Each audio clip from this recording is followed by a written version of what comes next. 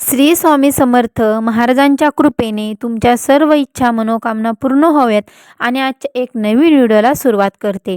तर 1 जानेवारी 2026 रोजी नवीन वर्ष गुरुवारी सुरू होत आहे. तर ज्योतिषशास्त्रानुसार वर्षाचा पहिला दिवस ज्या वारानुसार सुरू होतो तो दिवस त्या वर्षाचा राजा मानला जातो. तर त्यामुळे हे वर्ष 2026 गुरुवारी सुरू झाल्याने गुरु या ग्रहाच्या प्रभावाखाली असेल, ज्यामुळे आध्यात्मिक आणि शुभ योग जुळून येत आहेत. तर या वर्षाची सुरुवात गुरुप्रदोष आणि शुभयोगाने होत असून अनेक राशीसाठी हे लाभदायक ठरू शकते. भगवान विष्णूची पूजा केल्याने लाभदायक ठरेल. तर आता या दिवशी जर आपण काही उपाय केले, काही सेवा केल्या तर त्या खूप प्रभावी ठरतील. पण या दिवशी जर आपल्याकडून काही चुका झाल्या तर त्याचे दुष्परिणाम देखील आपल्याला भोगावे लागतील. भरपूर वेळा आपल्याकडून काही गोष्टी माहिती नसतात आणि आपल्याकडून या चुका होऊन जातात. आपण जाणून बुजून तर या चुका करत नाही, पण चुका झाल्यामुळे आपण जे काही पूजा करतो त्याचं फळ आपल्याला मिळत नाही, उलट आपल्याला दुष्परिणाम भोगावे लागतात. आता हे वर्ष गुरुवारी सुरू होत आहे. गुरुवारी आपण काही चुका चुकूनही करायच्या नाहीयेत.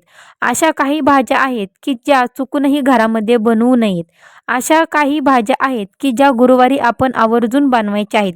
यामुळे आपल्याला भगवान विष्णू आणि माता लक्ष्मीचा आशीर्वाद प्राप्त होईल. त्यामुळे तुम्ही हा व्हिडिओ शेवटपर्यंत नक्की बघा. चॅनेलवर जर तुम्ही नवीन असाल तर आपल्या चॅनेलला सबस्क्राईब करा. असेच माहितीपूर्ण व्हिडिओ पाहण्यासाठी बेल आयकॉनला सुद्धा प्रेस करा.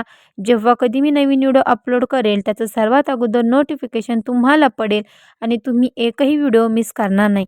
आणि कमेंट बॉक्समध्ये श्री स्वामी समर्थ लिहायला विसरू नका, जेणेकरून तुमच्या घरावर आणि तुमच्या कुटुंबावर स्वामी समर्थांची कृपा नक्कीच राहील. हिंदू धर्मात उपासनेला विशेष महत्त्व दिले जाते. गुरुवार हा श्री भगवान विष्णू आणि बृहस्पती पूजेसाठी सर्वोत्तम दिवस मानला जातो.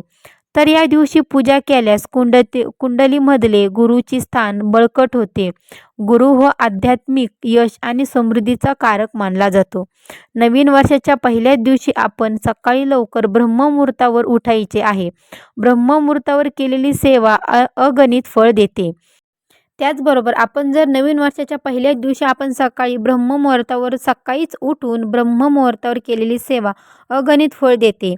तर या दिवशी अंघोळीच्या पाण्यामध्ये काही वस्तू टाकायच्या आहेत.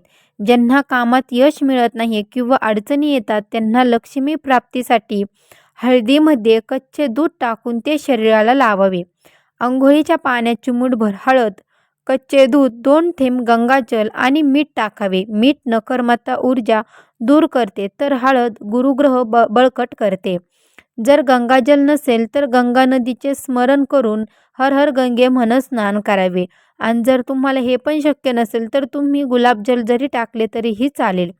अंघोळीनंतर पिवळ्या रंगाचे वस्त्र परिधान करावे. पिवळे शक्य नसेल तर इतर कोणतेही चालेल, पण काळा रंग या दिवशी पूर्णपणे वर्ज्य करायचा आहे.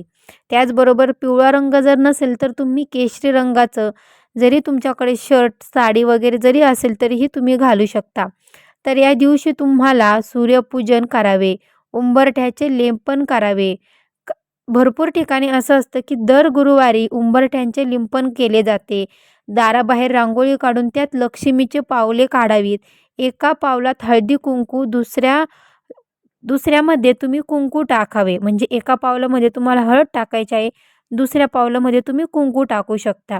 पण तुम्हाला दर गुरुवारी जरी तुम्ही उंबरठ्याचं लेपन केलं तरीही चालेल, कारण की धन लक्ष्मीसाठी खूप शुभ मानले जाते. घरातील नकारात्मक ऊर्जा दूर करण्यासाठी गोमूत्र शिंपडावे.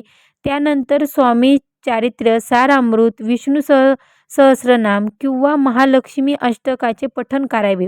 वर्षाचा पहिला दिवस हा भगवंताच्या सेवेत घालावा.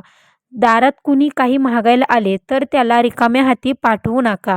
अन्नदान करा किंवा पाणी द्या, पण घराबाहेर 2 गोष्टी चुकूनही देऊ नका: मीठ आणि धने. मीठ हे लक्ष्मीचं स्वरूप आहे आणि धने समृद्धीचं प्रतीक आहे. त्यामुळे या दिवशी ह्या वस्तू कोणालाही देऊ नका. आता बघा, आयुष्यामध्ये भरपूर संकट येत असतात, पण त्या संकटांना आपणच कारणीभूत असतो का? तर बघा, आपण अशा काही नकळत चुका आपल्या हातून घडतात तर त्याचं फळ जे आहे तर ते आपल्याला मिळतं. पण आपण बोलतो की आपण दररोज पूजा करतोय, त्याचं जे काही फळ आहे तर ते आपल्याला मिळत नाही. आपण 2 टायमाला दिवाबत्ती करतोय, पठण करतोय, मंत्र करतोय, जप करतोय, पण जे काही फळ आहे तर ते आपल्याला मिळत नसतं. त्याचं कारण असं असतं, की आपण आपल्या हातून ज्या काही नकळत चुका होत आहेत, त्याचं भोग भोग जे आहे तर ते आपल्यालाच भोगावे लागतात. घरामध्ये दुःख, दारिद्र्य, पैशाची कमतरता, अन्नाला अन्न टिकत नाही, घरामध्ये सतत भांडणे वगैरे असतात.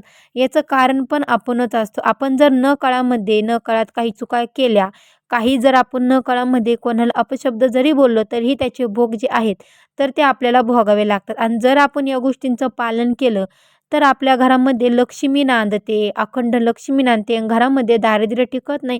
सतत सकारात्मक ऊर्जा टिकते, घराला घरपण राहतं आणि घरामध्ये विष्णू, जिथे विष्णूचा वास तिथे लक्ष्मीचा वास देखील असतो. त्यामुळे आपण जर ह्या गोष्टींचं पालन केलं, तर आयुष्यामध्ये 7 पिढ्या देखील बसून खातील. तर आपल्याला कोणत्या भाज्या खायच्या आहेत हे सुद्धा मी तुम्हाला सांगणार आहे. तर पहिली भाजी आहे भोपळा. भोपळा समृद्धीचे प्रतीक आणि नकारात्मक ऊर्जा शोषतो. त्यामुळे आपल्याला आवर्जून नवीन वर्षाच्या पहिल्या दिवशी भोपळा खायचा आहे. आता भोपळ्यामध्ये भरपूर प्रकार आहेत, जसं की दुधी भोपळा आहे, पिवळा भोपळा आहे. तर तुम्ही या दोन्ही भोपळ्यापेक्षा कोणताही भोपळा जरी खाल्ला तरीही चालेल. त्याचबरोबर दुसरा भाजी आहे की दोडका. दोडका शांतता आणि सौम्य ऊर्जासाठी आहे. तर दोडका देखील तुम्हाला इथे खायचा आहे. त्यानंतर आहे गाजर. गाजर आरोग्यासाठी आणि तेज वाढवण्यासाठी भरपूर चांगलं आहे आणि नवीन वर्षाच्या पहिल्याच दिवशी तुम्ही गाजर जरी खाल्ले तरीही चालेल. त्याचबरोबर बघा ना, आपण जसं की गर्भवती स्त्रीला सांगत असतो की गाजर खात जा, कारण की गाजर हे शरीराला खूप पौष्टिक आहार आहे. त्याचबरोबर चौथं भाजी आहे की शेवगा. शेवगा गुरुग्रह मजबूत करण्यासाठी खूप महत्त्वाचं काम करतो. त्यामुळे पहिल्या दिवशी नवीन वर्षाच्या आपल्याला शेवगा खायचा आहे. त्याच 5वा भाजी आहे वाटाणा. धनवृद्धीचे संकेत देतो. त्यामुळे आपल्याला नवीन वर्षाच्या पहिल्या दिवशी वाटाण्याची भाजी आवर्जून खायची आहे. यासोबतच जर तुम्ही खीर किंवा पुरणपोळीसारखा गोड पदार्थ नक्की बनवा. कारण की आपण नवीन वर्ष सुरू करतोय, तर आपल्याला नवीन वर्षाला आवर्जून खीर किंवा तुम्ही पुरणपोळी बनवू शकता. पण एक एक लक्षात ठेवा, तुम्ही जर गुरुवारी जर शिरा जरी बनवला गोडाचा तरीही चालेल, कारण की दत्तगुरूंना शिरा हा खूप प्रिय आहे. त्याचबरोबर आता आपल्याला पहिल्या दिवशी कोणत्या गोष्टी टाळायच्या आहे, म्हणजे कोणत्या भाज्या आपल्याला अजिबातच खायच्या नाही आहेत. तर बघा, कांदा व लसूण हे तामसिक आहार आहेत आणि राहू केतूचे प्रतीक मानले जातात. नवीन वर्षाच्या सुरुवातीला हे टाळावे. त्यामुळे आपल्याला प्रत्येक भाजीमध्ये कांदा आणि लसूण हे वापरायचं नाही. फक्त आपल्याला भाज्या बनवताना कांदा, लसूण वापरता येता कामा नये, हे लक्षात घ्यायचं आहे. त्याबरोबर दुसरं आहे वांगी. वांगी हे शनी आणि राहू दोष वाढवतात. त्यामुळे आपल्याला पहिल्या दिवशी वांग्याची भाजी किंवा वांगं भरीत असो हे बनवायचं नाही. भेंडी भेंडी आहे तिसरं, की गुरुवारी खाल्ल्याने कामात अडथळे येतात असं मानलं जातं. त्यामुळे तुम्हाला तिसरी भाजी भेंडी ही अजिबात खायची नाही. कारण की भेंडीने तुमच्या कामामध्ये अडथळे येऊ शकतात. जसं की तुमच्या घरावर, तुमच्या कुटुंबावर कर्जसुद्धा होऊ शकतं. त्यामुळे तुम्हाला गुरुवारी भेंडी खायची नाही. जास्त तिखट जसं की मिरची घरात अशांती निर्माण करते. त्यामुळे तुम्हाला या दिवशी तिखट पदार्थ पण जास्त प्रमाणात कमी खायचे आहेत. जसं की बघा, तुम्ही गुरुवारचं जास्त प्रमाणात शिरा किंवा पुरणपोळी असे गोड पदार्थ पण बनवू शकता. भोपळा, दोडका, गाजर, शेवगा, वाटाणा, खीर, तांदळाची खीर किंवा पायनॅपल शिरा बनवू शकता. कारण की शिरा हा दत्तगुरूंना फार प्रिय आहे. त्यामुळे तुम्ही आवर्जून हे पदार्थ, ह्या भाज्या नक्की बनवा.